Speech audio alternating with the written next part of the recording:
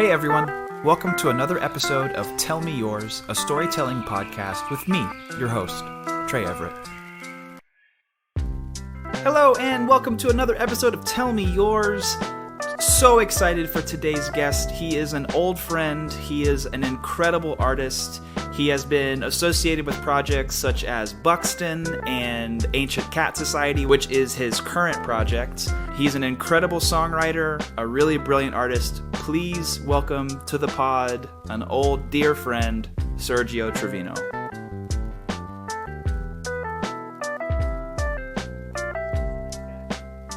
How you doing, man? I'm good. I'm actually, I don't know, surprisingly busy, but good. I love it. Yeah. It's nice when those surprisingly busy chunks come not all at once, but you're like, hey, it's just kind of consistent. Yeah. It is nice. It is nice for sure. How are you doing, man? Congrats on the book. Oh, thank you so much, man. That means a lot. Yeah, I'm doing really well. I kind of just trying to stay busy, really. I find that if I'm not doing anything with my hands, that's when I usually start to my mind starts to wander, and I don't like that. So just trying to constantly find things to work on. I kind of go to a dark place whenever I'm kind of yeah, exactly. doing anything, that I feel is important. Yeah. 100%. Yeah, I completely agree. But yeah, so I mean, I'm still playing music. I play in like a little folk trio in LA, and then writing a ton, and then I just kind of started this podcast because again I just kind of felt I was like I need something to work on that I can do anytime. Absolutely. Yeah, you have how long has Ancient Cat Society been going? Ancient Cat's been going for about it's kind of a on again off again kind of relationship. For sure. It's about 11 years now. Awesome, man. That's amazing.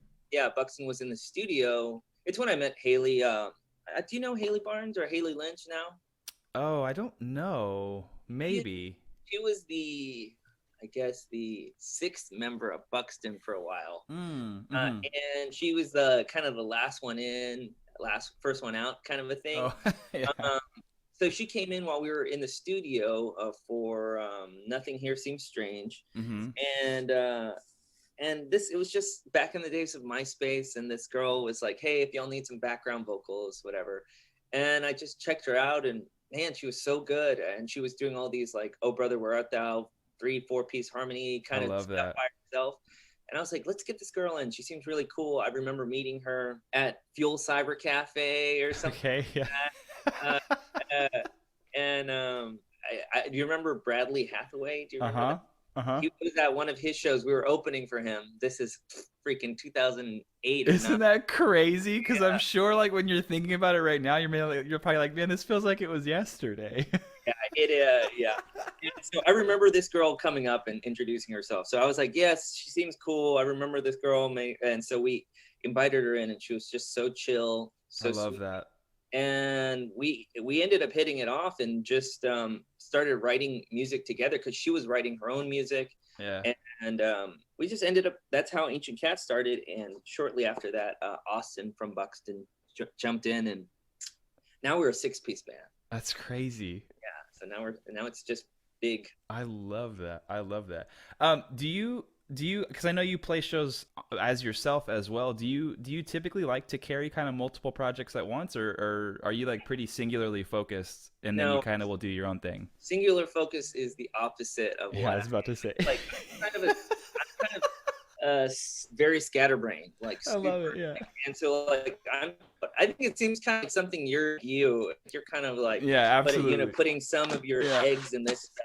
Yeah, you spread yourself out, diversifying, I guess. Absolutely. But I'm constantly trying to find new eggs too. Yeah. Exactly, man. I can't play one type of music, so that's why there's so many projects. Because I get when I was doing Buxton, and Buxton was getting bigger.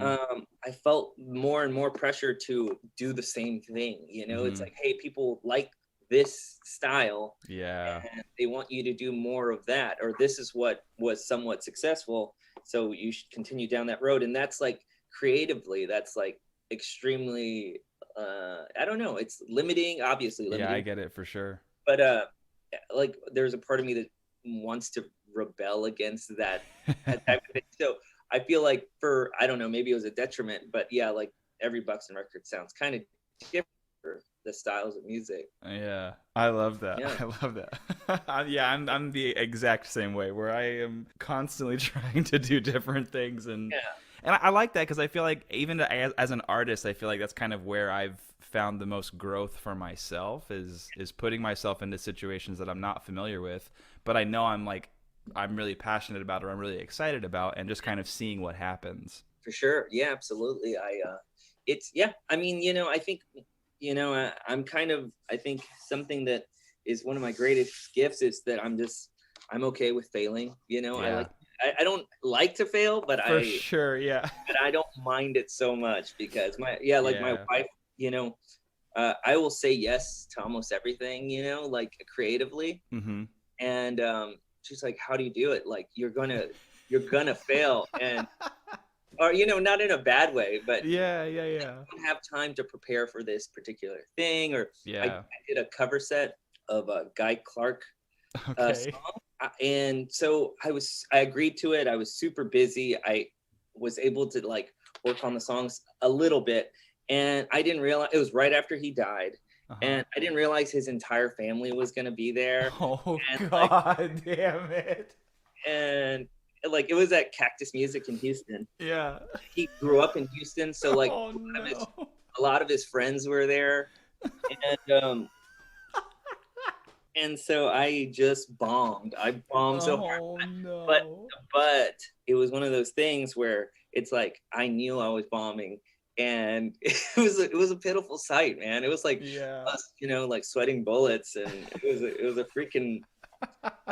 That's been my greatest failure as a musician, I think. I love that.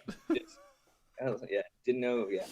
And I was Oh like, everybody sing man. along, just Yeah. so I No, you're like, no, please, really, please sing along. you're his dad, you know the words. Oh my God, that is so funny. But I feel like, yeah, but like we're kind of like we're talking about, like we recognize the necessity of moments like that. Like you have to have moments Yes. like that where, yeah. And that Oh will be ever man. in my brain. I love that so much. Well, thank you so much for doing this, man. It's just honestly, it's just like great to chat because, like I said, it's been legitimately probably 20 years. Right. Which is so crazy.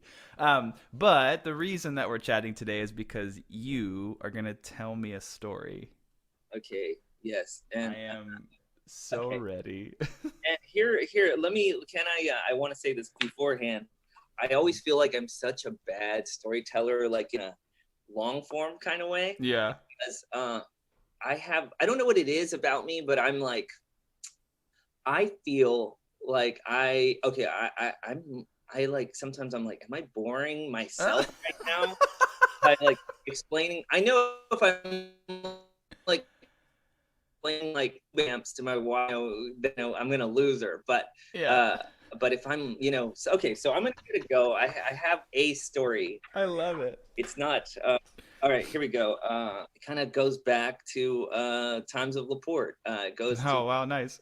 yeah. So I was probably like 17 or 18, no, or maybe 18. I was like 18, Okay. and the year was 2001. Everyone do some quick math. Yeah, don't do quick math. Just Yeah. uh, year was 2001, and I was living in Laporte with my parents. Mm-hmm. Laporte is Laporte is where you grew up? that's where I grew up. Yeah, Cool. from Yeah. 5 to 21 or Wow. something. So I grew up in Laporte, and that's like a coastal type of port village. Yeah. Southeast of Houston, if anybody needs to look it up. And so I was dating this girl that lives on the northwest side of town. And if you're not from Houston, Houston's a very big city. It takes you maybe an hour to get from one side of it to the other side. So she lived in like Side Creek, Oh wow. like 1960, that kind of area. Uh-huh. I was dating this girl, and it was raining. It was late at night. No.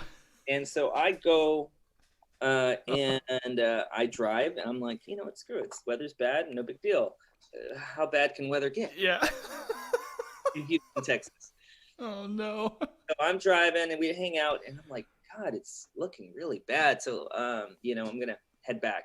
Mm-hmm.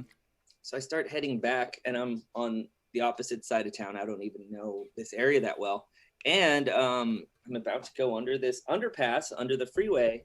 And Oh I see like the no. underpass is completely underwater, right? So I'm like, okay, well, let me just back up. And I can't back up because there's so many cars behind me. So I'm like, okay, well, man, this rain's looking bad. Let me just hang here for a minute and it'll probably subside. So Yeah. I'm like hanging, I'm talking, I have a flip phone at the time, Yep.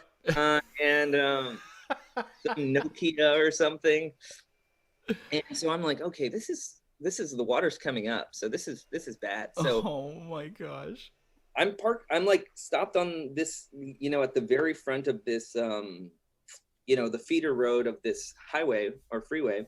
And I'm like, okay, you know what? I think I could kind of pull my car up to this, I don't know what you esplanade or some sort of like Okay, yeah. knoll or some sort of green, because it's a little higher. Totally. It's like yeah, a little higher. So Yeah. Get to higher ground immediately. yeah. So I'm like, okay, whatever. So this, and remember that this is before Hurricane Rita or Hurricane Katrina, any of those stuff. Yeah. So if anyway, so I kind of get up there and I'm kind of, I'm like, I'm just going to wait this out. I'm going to take a nap. So I go to sleep. Oh my gosh. And I wake up maybe, I don't know, an hour later, and half of the car is underwater, Oh. and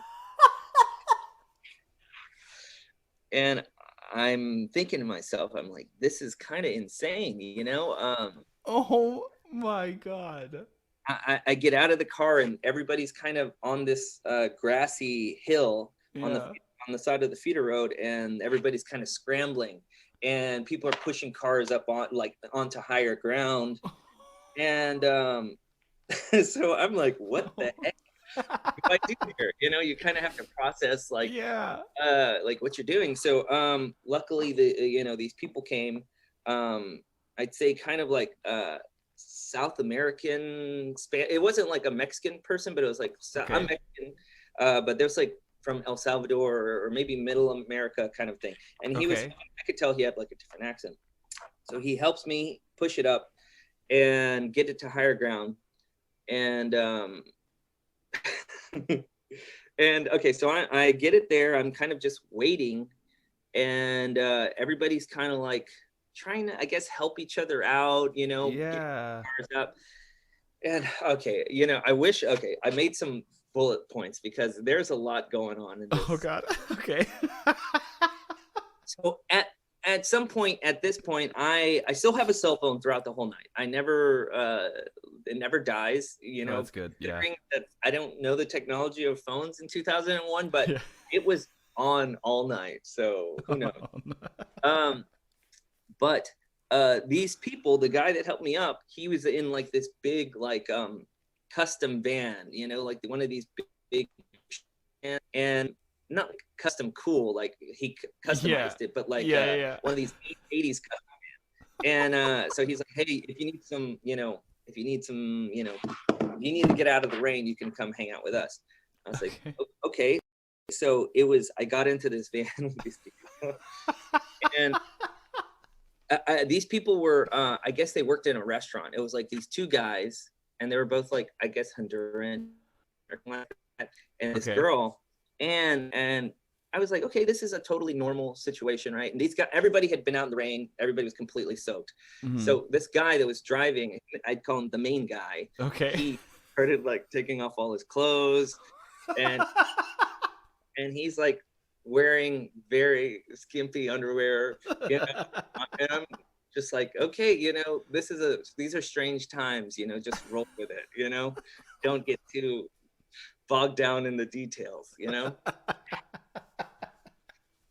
He says to himself reassuringly. Yeah. Yeah.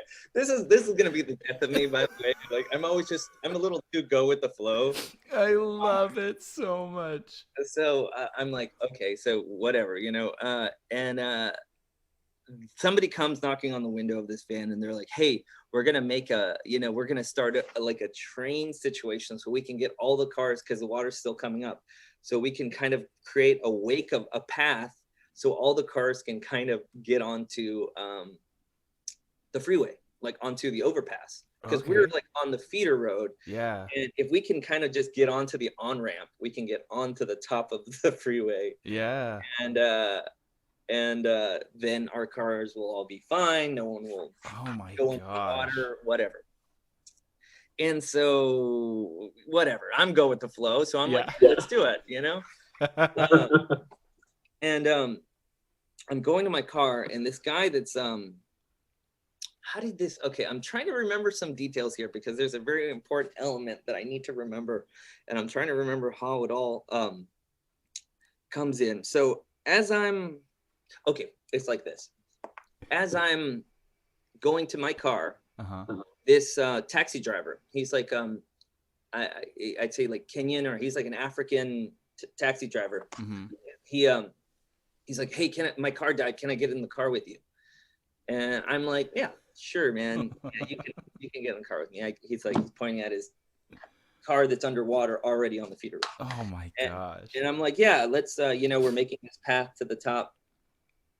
And so we start to do this little caravan back into the water, but like trying to kind of everybody stay really close to each other so we can kind of, the water won't kind of, I don't really get the science of what we're trying to do. I just said yes. So I know what everyone seemed into the idea, so let's do it. Yeah. So I'm right behind the van that, I was hanging out in. And so we're doing it. We're going through the water. I have this Kenyan guy in the car with me. Oh my gosh. We're going, everything's going fine. I'm not letting off the gas, because I know if I let off the gas, then, water will flood your tank. I mean, this is just something maybe my dad told me when I was. Yeah. You kind of overhear these tips of driving through water. You replay them all in your head as you're doing it. So we're going, and my car putters out, try to turn it back on, it's dead. And I see the van, I see them, they get on the freaking highway, and I see their van just kind of like go to the very top, and they leave sight, and I assume they made it home. Yeah. So gosh. It's me and this other guy, this taxi driver, with me, and he's like, what's going on? And I was like, I think it's dead. What else could it be? So I'm kind of hanging out. There's like a little concrete barrier that you can actually stand on in between the two directions of the freeway. Yeah. And so I'm kind of just standing on this thing because it's above water. And the taxi driver guy is like, hey, I'm going to get something from my car. He goes and he leaves. And I hate to just generalize where they're from, but for sure. Central America guy comes back. He comes on foot back, and he's like, "Hey man, we got up to the top of the freeway. Let's go." And he's like, we have some space in the van. And I was like, okay, there's the guy. He's gonna be right back. He's like, no, we don't have time we can't wait for anybody. And I'm like, okay. I go with this top of walking up the ramp to the top of the freeway, and I get in these people's vans, and we're driving on top of the freeway, elevated freeway, and you see like stores underwater. And it turns out to be Hurricane Allison. Tropical Storm Allison. Oh my gosh. And so I'm seeing 18-wheelers underwater, we're kind of, and I'm driving with them, and I don't know how far they're going, or I can't really recognize the part of town that we're going into. And magically they're able to make it to their house, so. Oh my gosh. We get to make it to this house, and it's a nice house. It's the house of the girl that was with them. And they were super sweet, and they're like, hey, my parents aren't in town. You can sleep on their bed, whatever. Oh, wow. And and so I called my folks, and they're like, hey, we can't get to you. All the roads are flooded. It might be a day or two before we can actually get to you. Totally. And so I'm like, okay, well, I guess I'm just going to go to sleep. And so I go to sleep. I wake up, and it's one of those weird feelings where you wake up and you're just in this like, where the heck am I? You know, I'm in this strange person's master bedroom. And I remember I turned on the TV, and I'm watching like kind of like the devastation of hurricane or tropical storm Allison, and like just seeing like mass destruction, Oh my gosh, and yeah. they're like there's an interview where there's a person on, talking about everything going on, and they're like, okay, we have a guy that's been stuck here all night, and they start interviewing the taxi driver. He's in a phone booth, like trying to figure, or not in a phone booth, but at a telephone thing, trying to like figure out a way to get home. Oh no. That guy, he was like, well, one, it could have been me, but two, it's like, no freaking way, this guy. Oh my gosh. It was that guy. And so so I talked to my parents, and they're like, hey, go ahead and have them drop you off at a hotel, and we'll come pick you up, and so I'm on the northwest side out. I think it's, still kind of in that area, but I don't really know it that well, kind of. Yeah. Anyways, they're like, okay, are you sure? And so, yes, they dropped me off at a hotel, and the hotel's only got one room, the master suite bedroom. They're very expensive, right? Oh my God, yeah. I'm like, I don't know if I'm gonna rent it. And they're like, if you can't stay here unless you're renting a room here. And so I end up, what do I do at this point? Okay, so I think I do end up getting the room, but like, and this is the next day. This is, I think, in the afternoon. Mm-hmm.